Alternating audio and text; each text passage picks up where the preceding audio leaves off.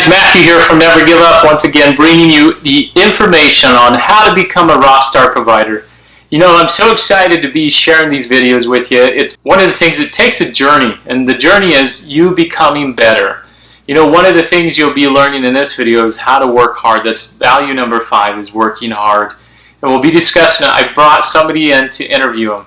It's a seasoned social worker. He's a good friend of mine, Bruce, who will be talking about what's going to make you become that better provider coming straight out of school, or being in current practice, or working for an agency, big, small, or even the state agencies that are around. It doesn't matter where you're working. How do you become better? Growing yourself, growing your team, and growing your profits. That's the biggest thing we're going to be addressing today. But I wanted to state real quick is thank you so much for watching the videos. Continue to watch them. You know, go ahead and comment below what you like about them, what you want to see more of, so that we can bring information to you.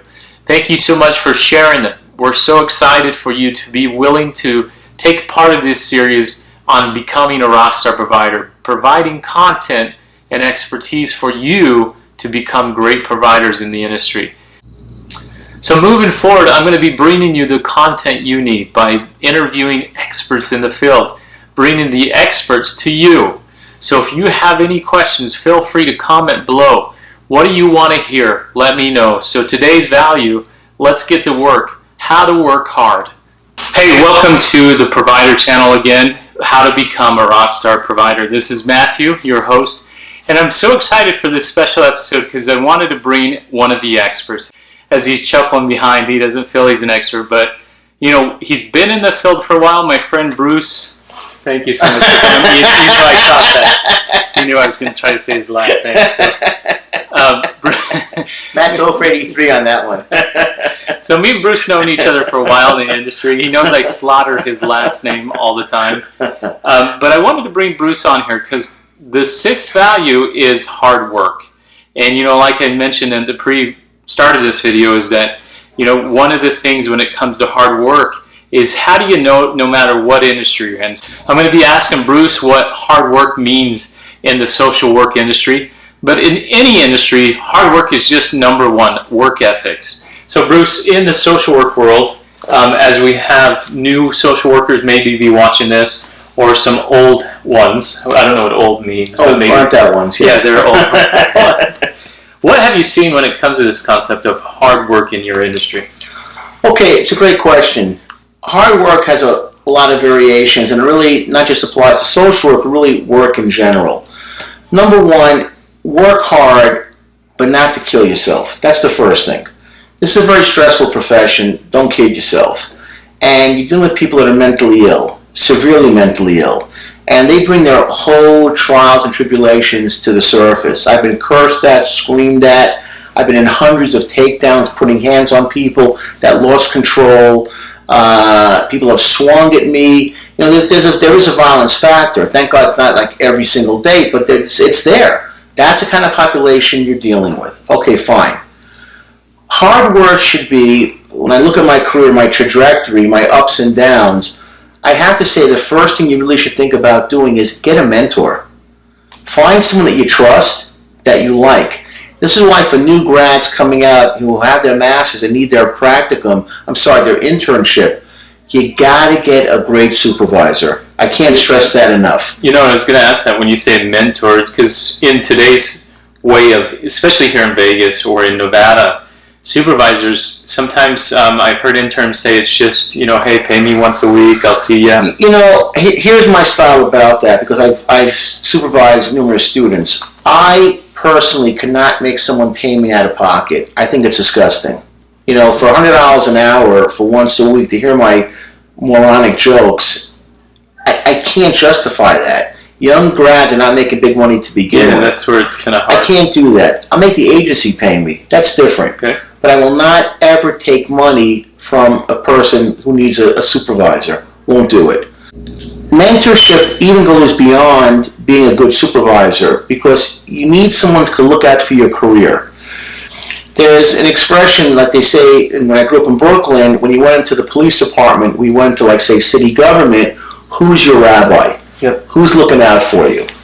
So even having a great supervisor, which is so critical, you need to have someone that you can rely on that's going to give you good information and guide you and look out for you. I can't stress mentorship enough.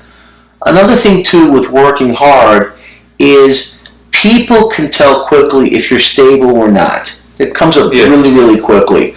I hear this all the time from providers, from people that hire social workers. Oh, she's a whole lot of fun to work with. We're crazy. We're very emotional. We're erratic. And Matt and I talked about this woman we just hired for a position, and he concurred with me when I said to him, she'll do a great job in her new role. He said, I know her. She's great because she has what it takes. She's stable. She's level-headed. She's reliable. Her paperwork is done, and her presence is appealing. So people can tell quickly if you have it or not. There are people that I'll never consider for a position because they're so unstable mentally and their judgment is so circumspect that they won't even, let's say the situation of like a discharge, they won't go to someone who's more experienced and say, what do you think? Does this make sense to you? Do you like this? And I see that, I'm not a social worker, I own an agency, but one of the things I've noticed on being a leader, seeing that same thing is not having the willingness to be a team. To come in and say, hey, I might not know something, or because new interns, they're coming out fresh. The schools don't teach them a lot of stuff. They don't teach them diagnosing. They don't teach them paperwork is a big issue when they first start because they don't realize how much paperwork there's going to be. They really find out, they hit the ground running going, wow, this is harder work than I thought, because maybe I had a bachelor's in English and I thought somebody told me I was a good listener, so I'm going to go be a social worker.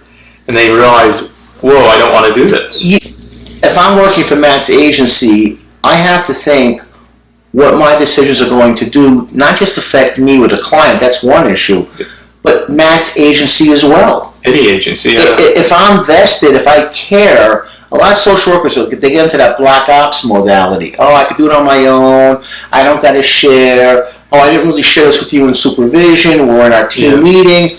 I did this with the client outside. And then this is the owner. He's like, whoa, you put me in a bad spot liability-wise. Well, I've had interns, let's speak to this for a minute. Interns will come in, they'll start out, they'll tell, they've told us, and you probably heard this in other agencies, I really want to start a private practice, I'm gung-ho, I'm so on board, and then they'll get in and they'll get busy, they'll realize how much work there is, how the up and downs go, because private practice is up and downs, any type, and then they'll bail and drop all the clients, because they get an offer at a hospital or local. You do private practice, I wish you the best. Yeah, it's tough. Because it is a lot tougher than it seems. People always got this line of, I'll get cash pay. That's the famous line, cash pay. Yeah. Or there's a huge difference between Medicaid fee-for-service and the profit-oriented Medicaids now that are springing up left and right as we even talk. And even the insurance is like a Cigna or, a Blue Cross Blue Shield where they'll guarantee you like 8 sessions and you got to ask for more, whatever. But there's a lot of complexities in those, and each one of them is very, very different. And like Matt's saying about a private practice, again, good luck. You're going to be putting money into, at the very least, you have to put money into not getting a building, but renting space, possibly getting a secretary, a biller, calling people, are you showing, are you not showing? Yep. And like Matt said, there are going to be days you're not going to be all that busy. And that those days are not like you can go nappy time. You got to get out there and hustle, introduce yourself, make friends, go to meetings, go to seminars, try and speak. And people don't really understand that. No. And they're like, okay, like either A, I'm going to give them my private practice, so screw you, those that were coming to me, or like, oh, I'm done, sorry, like I got a better offer, I'm seeing 15 people, sorry Matt, good luck, I'll give you 2 weeks notice. And then Matt has to... 2 weeks is lucky if I get that, to scramble. Well, it's not even about my agency, it's about the care of the clients, because they don't realize the harm it does when they start working with those clients for a while and then drop them.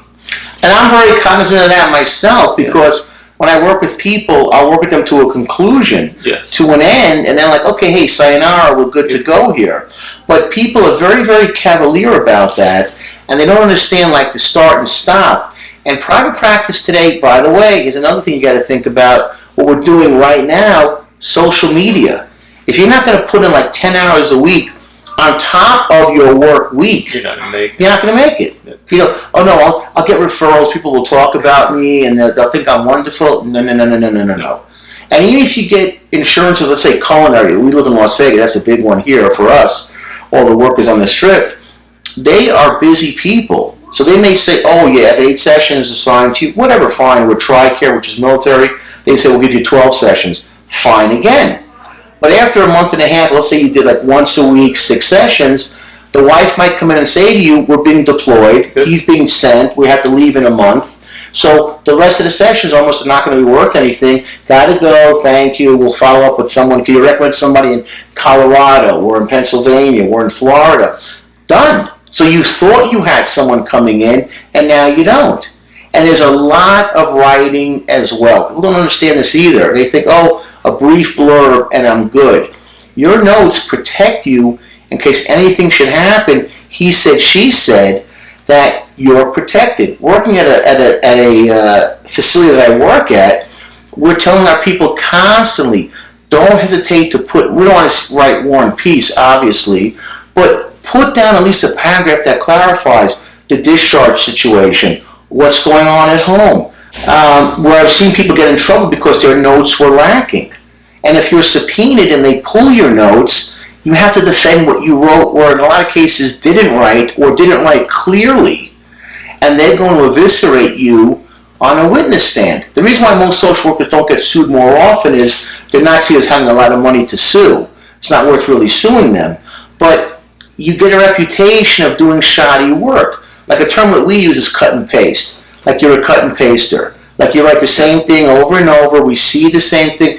There's no complexity to what you write. There's no individuality. Matt, as an owner, if he has 10 charts in front of him with different names, what Matt has to do successfully is look at those 10 charts and say, okay, that goes to this name. That goes to that name. There's an individuality because he's the one getting the phone call from the angry parent, the angry provider, the angry father. What the heck are you doing in that session? What is your person doing? Yes. And if Matt can't, like, okay, fair enough, let me open this up and get something chronologically that makes sense, then all of a sudden he's like, blah, blah, blah, blah, blah, and he looks like an idiot on the phone with the person being upset. You know, you see that, like you mentioned, is in our field, working hard or working as a team. When I bed clients, being in the field for 20 years, I'm not licensed, but I've been around it enough that I can know an apple from an egg or an orange from a peach or whatever you want to say, because it's easy. I can know, okay, Johnny needs to go with Bruce, because that's going to be a good match, because it's all about personalities. Would you agree in this one? Oh, 100%. Yeah. I mean, I've assessed thousands of people. I'm the first to admit, and this is an ego shot to you also, you got to kind of comprehend this, I'm not going to fit everyone's needs. I mean, okay, I could say more often than not I'm a good fit for most people, but to think for 1 second I'm God's gift to therapy, where I'm a legend in my own mind, that's more realistic. And I'm the first to say, hey, you know what, Matt, I think this would work better with this one, or this would work better with that one. Yeah. Or if someone says to me, you know, you're not a good fit for my daughter or for my son. I had that happen to me recently. The guy said, I did the assessment of their daughter, and the guy said on the phone, he's a little too intense, we appreciate what he said, but we're going to go in a different direction. I wasn't offended. I mean, I know my style by now, I know what I'm good at, I know what I'm not good at.